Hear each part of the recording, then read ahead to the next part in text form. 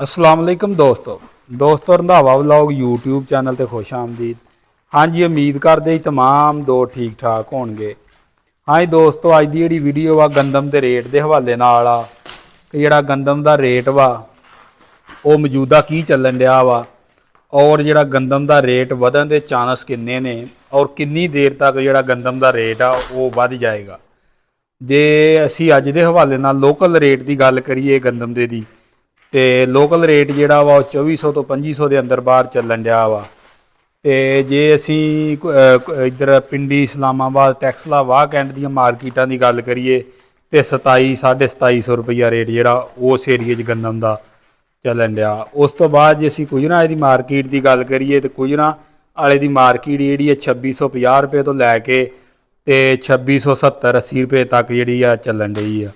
तो जे लाहौर की मार्केट की गल करिए तो लाहौर की मार्केट जिहड़ी है इस वक्त वो 2600 तो लैके ते 2650 रुपये तक चलन रही है।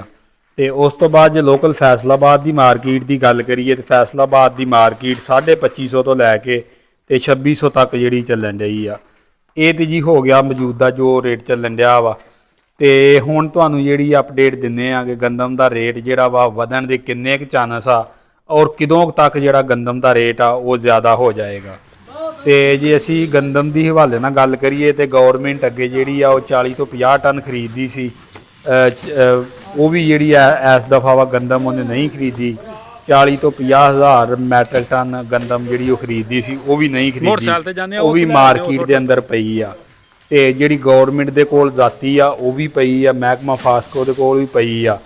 ते पाकिस्तान के अंदर जिहड़ा गंदम का स्टाक वो वाफर मकदार के अंदर मौजूद आ। ते कुछ इस दफ़ा जिहड़ियां गंदम वो खराब भी बहुत जल्दी होनी शुरू हुई है। नमी की वजह तो गंदम जिहड़ी आ वो लगन लग पई है, क्योंकि जो गंदम की कटाई सी उदों भी बारिशां सी ते हुण भी जिहड़ा वा बारिशां पिछले सालों नालों ऐरकां बारिशां ज़्यादा होण डईयां ने। इस वजह तो करके भी जिहड़ा गंदम का खराबी आ वो बहुत ज़्यादा होण डई आ। ते इस वजह तो करके जे हर बंदा जिहड़ा वा तकरीबन गंदम जिहड़ा वेचण दिया।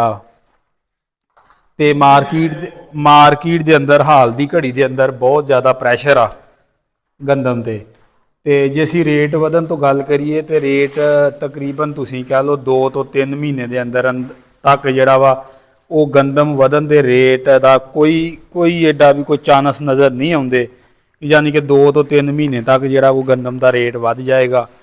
तो उस तो बाद अगे जाके जनवरी फरवरी के अंदर गंदम का रेट जिहड़ा वो बेहतर हो जाए तो उस दे बारे जिहड़ा वो कुछ नहीं कहा जा सकता।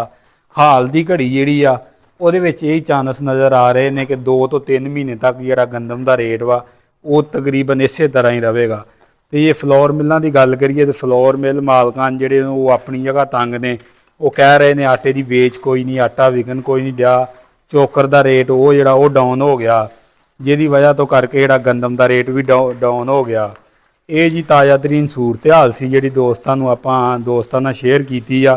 ते बाकी ये जिहड़ी गल आ गंदम के रेट वधन वाली, ये अगर कोई वाधा घाटा हो जाए, कोई बाहर अंदर गंदम निकल जाए तो हो सकता सवेरे ही जिहड़ा वा 3000-3500 रेट हो जाए। ये भी कुछ नहीं कहा जा सकता क्योंकि पाकिस्तान के अंदर जिहड़ा वा कोई पता नहीं लगता। बहरहाल पोजीशन यही नज़र आ रही है कि 2 तो 3 महीने तक जिहड़ा गंदम का रेट वा वो कोई वधन दे एडे कोई खास चांस नहीं। आई जी ताज़ा तरीन सूरत हाल जी दोस्तों नाल शेयर की। अगर वीडियो चंगी लगे, इन्फॉर्मेशन चंगी लगे, वीडियो में लाइक करो, शेयर करो, चैनल ते नवें ते चैनल सबसक्राइब करो। वीडियो देखने का शुक्रिया। ओके, अल्लाह हाफ़िज़।